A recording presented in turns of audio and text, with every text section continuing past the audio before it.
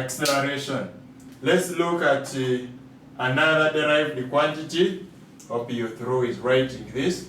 Let's look at another derived quantity. Maybe we look at force. Force. Now, we know that force, according to Newton's second law, is got from the expression mass times acceleration. So, what does this communicate? That the dimensions of force are equal to the dimensions of mass times the dimensions of acceleration. So the dimensions of mass, we said this is capital M times the dimensions of acceleration that we have just gotten here. So this is it per L over T squared, and therefore it is true that the dimensions of force will be M L per T squared. As simple as that. Let's look at another quantity whose dimensions we need. Let's look at pressure.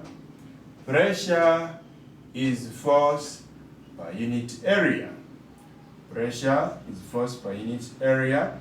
Therefore, the dimensions of pressure are equal to the dimensions of force divided by the dimensions of area. But the good news is that we have the dimensions of force. Therefore, the dimensions of force here, we saw that this is M L per T squared divided by area. Now, what is area? If we can recall, we know that area is length times width. But we said for us, a length, a width, all that is a length. So it means the dimensions of area, are length times the dimensions of length, which is L times L, which gives me L squared. Therefore, it is true the dimensions of area are L squared. So mathematically, when we take this M up here, this is simple mathematics, we are going to get M per L per T squared, and that becomes the dimensions of pressure. If we can look at another example, we should look at another example.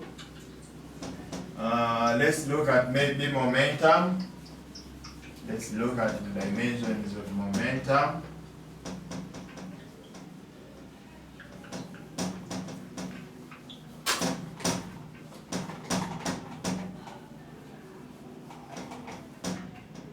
Let's look at momentum.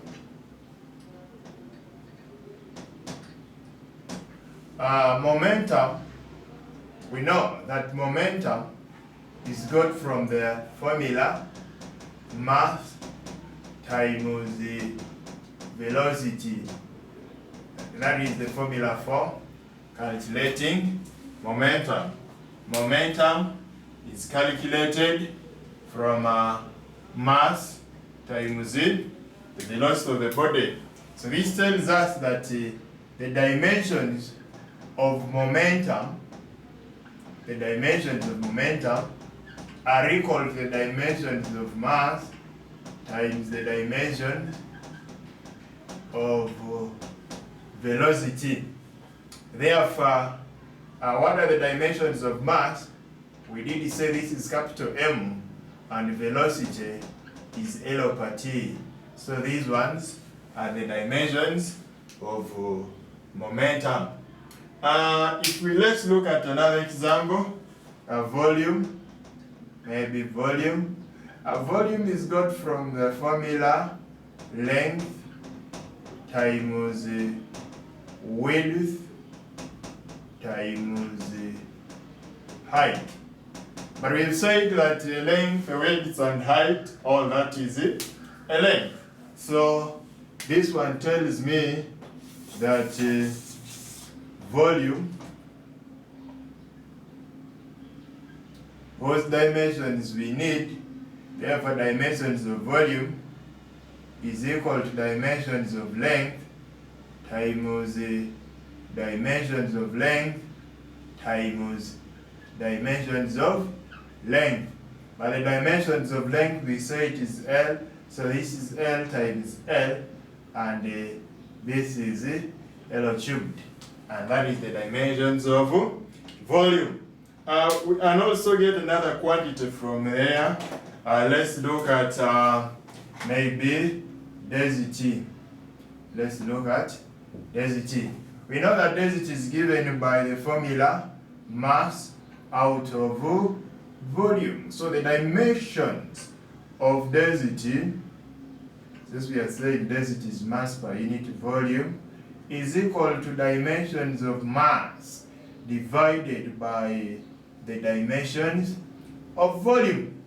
And here we know the dimensions of mass, we know the dimensions of volume, and therefore the dimensions of density is m L cubed. We conclude and we write that.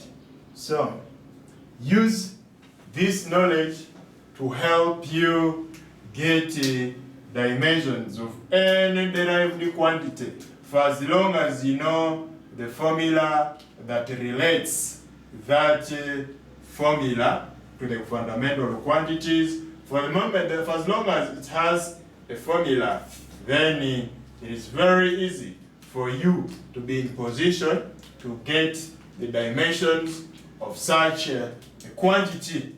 So now, let's stop here for now. We shall pick from there in the next video. Thank you.